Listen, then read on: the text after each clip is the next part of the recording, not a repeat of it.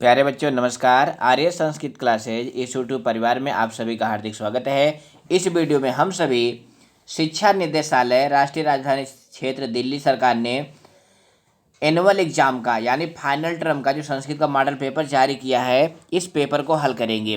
तो model paper हल करने से आपको ये फ़ायदा होगा कि आपका एनुअल टर्म का पेपर कैसे आएगा, प्रश्न कैसे आएंगे, उनका उत्तर कैसे लिखेंगे, इन सब बातों की जानकारी इस वीडियो में आपको मिलेगी। तो प्लीज़ बच्चों, अगर आप नए हैं तो चैनल को सब्सक्राइब करें और वीडियो पसंद आए तो लाइक करें। और कहीं पे अगर आप कठिनता महसूस करते हैं, कुछ समझ में नहीं आता है, तो आप कमेंट भी करें। तो देखिए, आपका पेपर जो है 4 खंडों में विभाजित होगा। खंड का अपठित अवबोधन इस 10 अंक का होगा। खंड खा रचनात्मक कार्य यह 15 अंक का होगा। खंड गा अनप्रयुक्त व्याकरणम यह 25 अंक का होगा। खंड घा पठित अवबोधन 30 नंबर का होगा। तो आपका पेपर 4 खंड में विभाजित है, इसलिए हम इसकी 4 वीडियो बनाएंगे। कितनी वीडियो बनाएंगे? 4 वीडियो बनाएंगे। Part 1, part 2, part 3, part 4। 4 video इसलिए बनाएंगे जिससे आप जो है पूरा पेपर अच्छी तरह समझ जाएं। तो आप सभी वीडियो को क्रम से देखें, तभी आप संस्कृत के पेपर में 80 में 80 या 70 प्लस नंबर पा सकते हैं। तो आइए प्रथम प्रश्न को प्रारंभ करते हैं। तो देखिए, पहला प्रश्न होता है अपठितांश अवबोधन। अब अपठित का मतलब क्या होता है? अनसीन पैसेज, यानी जो आपकी संस्कृत की पुस्तक है सेमुषी द्वितीय प्रथमो भागा, उसमें से ये पैसेज नहीं होगा। यह जो है 80 से 100 शब्दों का एक अनुच्छेद आएगा। इसमें से आपको 10 अंक के प्रश्न के उत्तर देने होंगे। तो सबसे पहले आप क्या करेंगे? पैसेज को पढ़ेंगे। देखिए, यहाँ पे लिखा गया है अधोलिखितम अनुच्छेदम पठित्वा परदत्त प्रश्नानामुत्तराणि संस्कृतेन लिखत। नीचे लिखे हुए पैसेज को पढ़िए और नीचे दिए गए प्रश्नों को उनके उत्तर दीजिए। तो यहाँ पे हम इसका अनुवाद भी बताएंगे, साथ ही साथ आपको वो ट्रिक भी बताएंगे कि अगर आप पैसेज का अर्थ नहीं कर पाते हैं तब भी आप नंबर प्राप्त कर लें। तो जल्दी जल्दी पैसेज को पढ़ते हैं। एकः मानवः अरण्ये भरमति स्म। एक मानव अरण्य मतलब जंगल में भरमति स्म घूम रहा था। श्रांतो भूत्वा थक करके सह वह एकस्य घन छाया तरोह मूलम उपाश्रितः। एक घनी छाया वाले पेड़ की जड़ के पास, मूलम मतलब क्या होता है? जड़ के पास, उपाश्रितः बैठ गया। सह तरुः वह पेड़ संयोगवशात संयोगवश कल्पतरु आसीत, कल्पतरु था। कल्पतरु जानते हैं प्यारे बच्चों? ये कल्पतरु जो है एक ऐसा वृक्ष होता है कि इसके समीप जाने से जो भी आप मांगेंगे वह प्राप्त हो जाता है। तो संयोग से जिस वृक्ष के नीचे वह मानव बैठा वह क्या था? कल्पतरु था। पिपासा कुलह सह, प्यास से, पिपासा मतलब प्यास से व्याकुल होकर के वह अचिंतयत सोचता है। कुत्र जलम लभेह इत, जल कहाँ से प्राप्त होगा? यानी ये जंगल है, यहाँ पे हमें जल कहाँ से प्राप्त होगा? एवं चिंतयतः, जब वह ऐसा सोच रहा था, तस्य पुरस्तात उसके सामने एको जल घटः उपस्थितो अभवत, एक जल का घड़ा उपस्थित हो गया।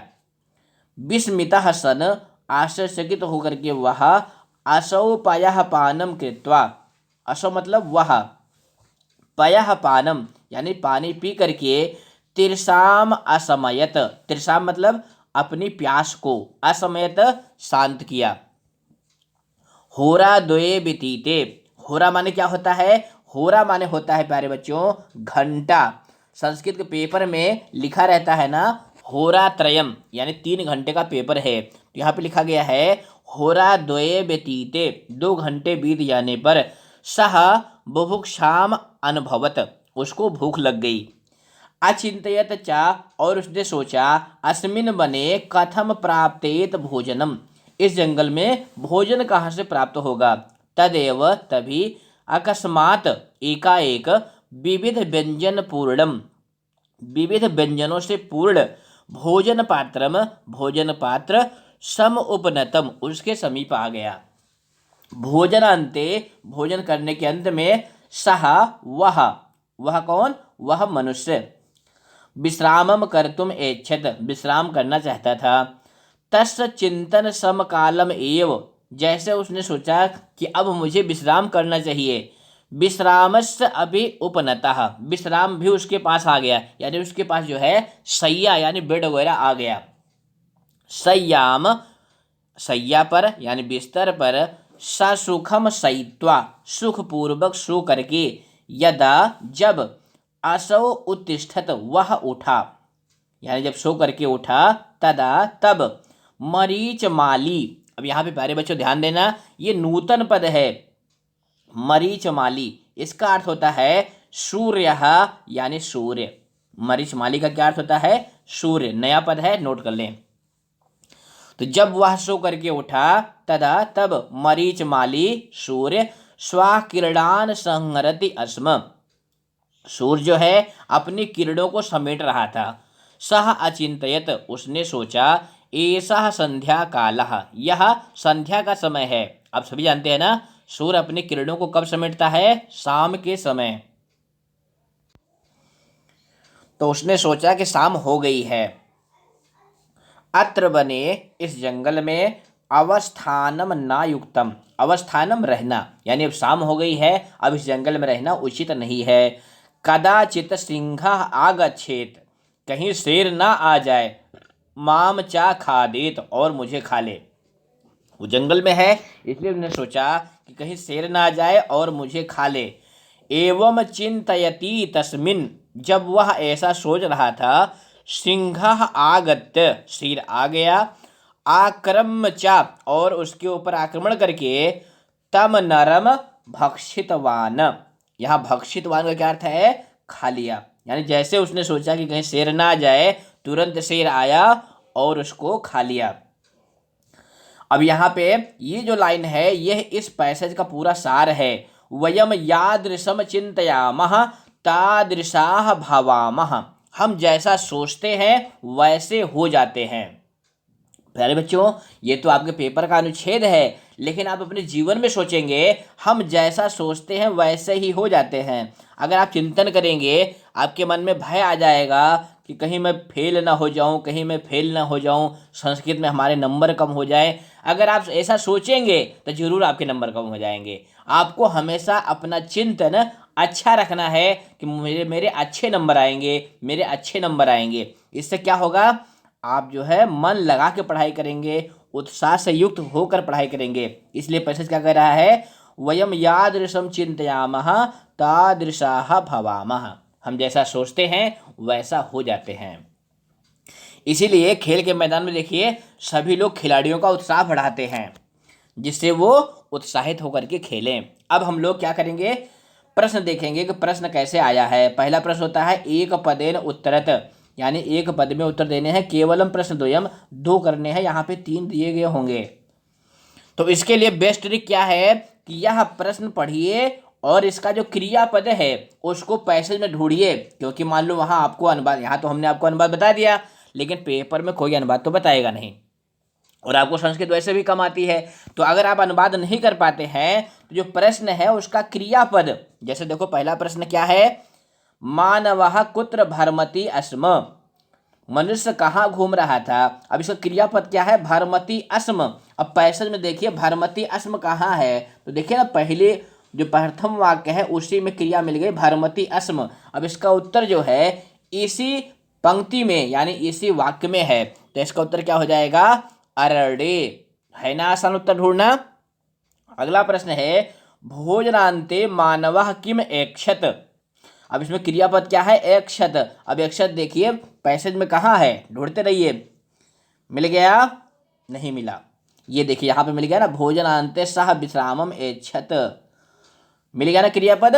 अब इसका उत्तर हो जाएगा विश्रामम, भोजन के अंत में वह विश्राम चाह रहा था। अगला है नरः कः भक्षितवान। अब इसका क्रियापद है भक्षितवान। भक्षितवान पैसेज में यहाँ पर है, यहाँ से लेकर के यहाँ तक, तो इसका उत्तर हो जाएगा सिंहः। प्रश्न का अर्थ है मनुष्य को किसने खाया, तो मनुष्य को किसने खाया था? शेर ने। उसके बाद बाखंड होता है पूर्ण वाक्यन उत्तरत, यानी इसका उत्तर आपको फुल सेंटेंस में लिखना है। इसमें भी 3 दिए गए होंगे, 2 करना है। इसमें भी वही ट्रिक अपनाएंगे, क्रियापद पकड़ेंगे, पैसेज से लिखेंगे। देखो पहला प्रश्न है, मानवः कदा बुभुक्षाम अनुभवत, मनुष्य ने कब भूख का अनुभव किया। तो इसका उत्तर देखो यहाँ से लेकर के यहाँ तक मिल गया ना, बस यही लाइन ऐसे के ऐसे लिख देना है।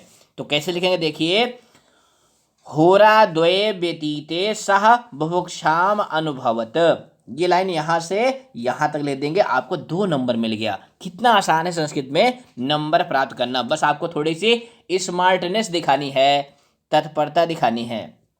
उसके बाद सिंहा कदा समायात, शेर कब आया। अब समायात इसमें क्रियापद है, तो शेर कब आया था, जब मनुष्य ने सोचा कि कहीं शेर ना आ जाए तभी शेर आया था। तो कैसे लिखेंगे, यदा मानवः चिंतयति तदा सिंहा समायात। यहाँ पे हम एक बात आपको और बताना चाहेंगे कि अगर मान लो दूसरा प्रश्न आपको कठिन लग रहा है तो इसको मत लिखिए, तीसरा लिख दीजिए, क्योंकि यहाँ पे 3 है ना, आपको 2 ही तो करने हैं। तो देखिए आपका अगला प्रश्न है, पयः पानम कृत्वा मानव काम असमयत, पानी पी करके मनुष्य ने अपना क्या शांत किया। तो ये देखो कहाँ पर है, ये देखिए यहाँ से लेकर के यहाँ तक, यानी क्रियापद असमयत पकड़िए और इसका उत्तर यहाँ से लेकर के यहाँ तक लिख दीजिए। तो कैसे लिखेंगे, पयः पानम कृत्वा मानवः तिर्षाम असमयत, यानी उस मनुष्य ने पानी पी करके अपनी प्यास बुझाई थी। अब इसके बाद जो अगला प्रश्न होता है शाखंड का, ये बहुत महत्वपूर्ण है, क्योंकि बच्चे क्या करते हैं, इस प्रश्न को छोड़ देते हैं तो उनके 1 नंबर यूं ही चले जाते हैं। इसमें देखो क्या करना होता है, अस्य अनुच्छेदस्य कृते उपयुक्तम शीर्षकम संस्कृतेन लिखत, इस अनुच्छेद के लिए उपयुक्त शीर्षक लिखना होता है। शीर्षक क्या है जानते हैं, नहीं जानते हैं तो सुन लीजिए, शीर्षक वो होता है कि जो पैसेज है इसका केंद्र बिंदु क्या है, यानी इसका टाइटल क्या है, इसका भाव क्या है, वही भाव आपको 1 शब्द में या 2 शब्द में लिखना होता है। तो पैसेज पढ़ने से आपको क्या पता चला कि इसमें मानव चिंतन के बारे में बात किया गया है कि मनुष्य जैसा सोचता है वैसा हो जाता है। तो क्या लिखेंगे, हेडिंग डालेंगे शीर्षकम और उसके बाद लिखेंगे मानव चिंतनम। अब कोई बालक कहे सर जी हम इतना अच्छा नहीं लिख पाएंगे तो क्या करें, तो यहाँ पे देखो ना कल्पतरु आया हुआ है, यानी जो कल्पतरु था वही सब कुछ प्रदान कर रहा था, तो आप कल्पतरु भी लिख सकते हैं। फिर भी आपको कल्पतरु भी नहीं पकड़ पा रहे हैं, फिर क्या करेंगे, तो आप मानवा भी लिख सकते हैं, आपको 1 नंबर मिल जाएगा।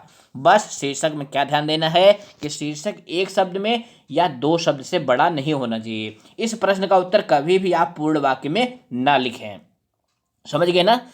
तो अब आप जो है इस प्रश्न को बिल्कुल नहीं छोड़ेंगे, ऐसा हमें उम्मीद है।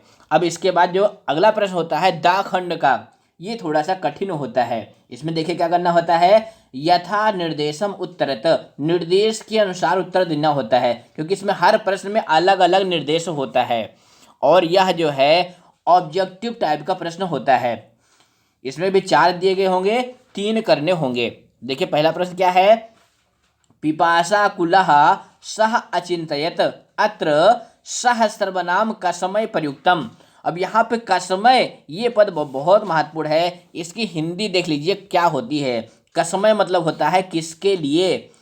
प्यारे बच्चों आप सभी जानते हैं कि जो सर्वनाम होते हैं ना वो संज्ञा के लिए प्रयुक्त होते हैं, किसके लिए, संज्ञा के लिए। तो जो सा आया हुआ है ये किसके लिए आया हुआ है, मानवाय मानव के लिए, तरवे पेड़ के लिए, भोजनाय भोजन के लिए, सिंहाय शेर के लिए। तो ये जो सह सर्वनाम आया हुआ है ये मानव के लिए आया हुआ है, तो आपका क वाला विकल्प सही हो जाएगा। अगला है विविध व्यंजन पूर्णम भोजन पात्रम अत्र विशेषण पदम किम, इन दोनों में विशेषण पद कौन सा है। तो इसमें क्या ध्यान देना होता है, देखो इसमें पहला क्या है, विविध व्यंजन पूर्ण भोजन पात्रम अत्र भुभुक्षाम। अब यहाँ पे ध्यान दो, ये दोनों तो वैसे ही नहीं होंगे क्योंकि यहाँ पे 2 ही पद हैं, इन्हीं में से आपको 1 पद चुनना है। और कौन सा पद चुनना है, विशेषण पद। विशेषण जानते हैं ना, जिसको आप इंग्लिश में एडजेक्टिव कहते हैं। क्या कहते हैं, एडजेक्टिव। जो संज्ञा की या सर्वनाम की विशेषता बतलाते हैं वो विशेषण कहलाते हैं। तो यहाँ पे विशेषण हो जाएगा, क्या हो जाएगा, विविध व्यंजन पूर्ण। अगला है सूर्य इत अर्थे गद्यांश किम पदम प्रयुक्तम। सूर्यः यानी सूर्य, इस अर्थ में गद्यांश में कौन सा पद आया है? तो उसके लिए अभी हमने आपको पढ़ाया था, कौन सा पद आया हुआ है? मरीच माली। क्या आया हुआ है? मरीच माली। अगला है प्रातः कालः इत पदस्य विलोम पदम गद्यांश किम। अब यहाँ पे ध्यान दो, संस्कृत में बच्चों को क्या समस्या होती है, वो प्रश्न का ही अर्थ नहीं समझ पाते, इसमें पूछा क्या जा रहा है, इसलिए वो उत्तर नहीं लिख पाते। तो यहाँ पर फिर से ध्यान दें, प्रातः कालः इत पदस्य विलोम पदम गद्यांश किम, यानी जो प्रातः काल है इसका विलोम पद गद्यांश में क्या आया हुआ है? तो उसके लिए क्या, प्रातः काल माने क्या होता है? सुबह का समय, तो इसका विलोम हो जाएगा संध्या कालः यानी शाम का समय। तो वीडियो पसंद आई है तो इसको लाइक करें, और इसके आगे के प्रश्न हम पार्ट 2 की वीडियो में देखेंगे। तो जो वीडियो यहाँ पे दिखाई दे रही है उस पर क्लिक करके आप पार्ट 2 को देख सकते हैं। फिर मिलेंगे। नमो नमः, धन्यवाद।